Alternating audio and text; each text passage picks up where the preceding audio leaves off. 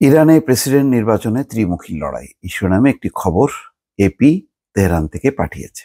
তবে এই নির্বাচনে মানুষের অংশগ্রহণ খুব একটা বেশি না, নিয়ন্ত্রিত নির্বাচন এবং যারাই নির্বাচিত হোক না কেন তারা ধর্মীয় যে শীর্ষ নেতা খামেনি তার ঘনিষ্ঠ জন হিসেবেই বিবেচনা করা হচ্ছে। মূল যে সত্যিকারের বিরোধী যারা তাদেরকে নির্বাচনে অংশগ্রহণের সুযোগ দেওয়া হয়নি। তারপরও একটি নির্বাচন হচ্ছে ইব্রাহিম রাইসির মৃত্যুর পর, যেই শূন্য আসন প্রেসিডেন্টের, সেই আসনের নির্বাচনটা হচ্ছে। খবরে বলা হচ্ছে ইরানের প্রেসিডেন্ট নির্বাচনে এবার ত্রিমুখী লড়াই দেখা গেল। শুক্রবার দেশটিতে স্থানীয় সময় সকাল 8টা থেকে প্রেসিডেন্ট নির্বাচনের ভোট গ্রহণ শুরু হয়ে চলে সন্ধ্যা 6টা পর্যন্ত। গত মাসে হেলিকপ্টার দুর্ঘটনায় প্রেসিডেন্ট ইব্রাহিম রাইসি নিহত হওয়ার পর ইরানে আগাম নির্বাচন অনুষ্ঠিত হলো। বিশ্লেষকরা মূলত এবারের নির্বাচনকে ত্রিমুখী লড়াই হিসেবে দেখছেন। এবারের নির্বাচনে দুজন কট্টরপন্থী রক্ষণশীল প্রার্থী হলেন ইরানের পরমাণু চুক্তির মধ্যস্থতাকারী জ্যেষ্ঠ নিরাপত্তা কর্মকর্তা সাইদ জালিলি ও পার্লামেন্টের স্পিকার মোহাম্মদ বাঘের গালিবাফ। তাদের সঙ্গে মূল প্রতিদ্বন্দ্বিতা হচ্ছে সংস্কারপন্থী প্রার্থী মাসুদ পেজেশকিয়ানের।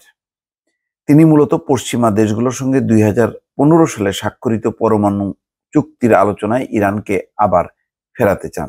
নির্বাচন ত্রিমুখী বলা হলেও নির্বাচনে আরও একজন প্রার্থী রয়েছেন। তিনি হচ্ছেন ধর্মীয় নেতা ও নিরাপত্তা কর্মকর্তা মোস্তফা পুর মোহাম্মদী।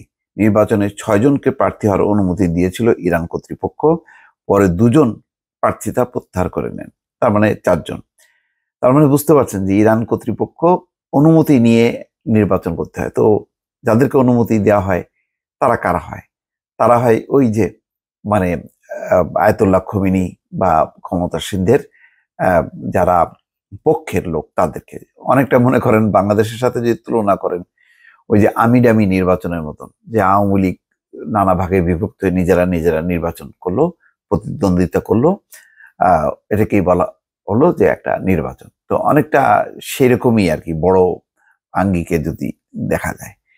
নিয়ম অনুযায়ী ইরানে আগামী বছরের জুনে প্রেসিডেন্ট নির্বাচনের ভোট হওয়ার কথা ছিল, অর্থাৎ ক্ষমতাসীন প্রেসিডেন্টের 4 বছরের মেয়াদ শেষে ভোট অনুষ্ঠিত হতো। কিন্তু গত 19শে মে ইরানের প্রেসিডেন্ট ইব্রাহিম রাইসি হেলিকপ্টার বিধ্বস্ত হয়ে নিহত হলে প্রেসিডেন্ট পদটি শূন্য হয়ে পড়ে। ফলে আগাম নির্বাচনের বিকল্প ছিল না। সংবিধান অনুযায়ী 50 দিনের মধ্যে নতুন নির্বাচনের আয়োজনের বাধ্যবাধকতা রয়েছে। সব নিয়ম কানুন ঠিক আছে, কিন্তু আসল তো প্রতিদ্বন্দ্বিতা হচ্ছে কিনা এটা যথেষ্ট সন্দেহ আছে। ইরানে গত কয়েকবারের নির্বাচনের মতোই এবারের নির্বাচনে ভোটার উপস্থিতি কম। ভোট গ্রহণ শেষ হওয়ার পরপরই গণনা শুরু হয়েছে। আজ শনিবার জানা যাবে কে হচ্ছেন দেশটির পরবর্তী প্রেসিডেন্ট। আজকেই জানা যাবে। আন্তর্জাতিক অঙ্গনে ইরানের প্রেসিডেন্টের ভূমিকা বড় করে দেখা হলেও দেশের প্রকৃত ক্ষমতা থাকে সর্বোচ্চ ধর্মীয় নেতার হাতে। ধারণা করা হচ্ছে ইরানের সর্বোচ্চ ধর্মীয় নেতা আয়াতুল্লাহ আলী খামেনির ঘনিষ্ঠ কেউ এই নির্বাচনে জয়ী হবেন। আশা হারাচ্ছেন না সংস্কারপন্থী প্রার্থী পেজেশকিয়ান। তিনি বলেন, ইসরায়েল ছাড়া সব দেশের সঙ্গে ভালো সম্পর্ক গড়ে তুলতে চান তিনি। ইরানে এবারের নির্বাচনে অংশ নেওয়া ধর্মীয় নেতা মোস্তফা পুর মোহাম্মদীর বিরুদ্ধে মানবাধিকার লঙ্ঘনের বিস্তর অভিযোগ রয়েছে।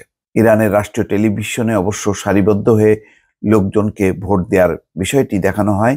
তবে দিনের শুরুতে এপি সহ অন্য সংবাদ মাধ্যমগুলো বিভিন্ন ভোট কেন্দ্রে গিয়ে ভোটারদের খুব বেশি উপস্থিতি দেখতে পায়নি। দেশটির 49 বছর বয়সী শিক্ষক মাহমুদ দারেহি বলেন, তিনি দেশটির সাবেক হার্ট সার্জন ও সংস্কারপন্থী প্রার্থী মাসুদ পেজেশকিয়ানকে ভোট দিয়েছেন। যাই হোক, এইগুলো নিয়ন্ত্রিত নির্বাচন, নিয়ন্ত্রিত গণতন্ত্র, এর মধ্য দিয়ে এগিয়ে চলেছে। এর বেশি কিছু ইরানে হবে বলে আশা করা যায় না। দর্শক ভালো থাকবেন। আল্লাহ হাফেজ।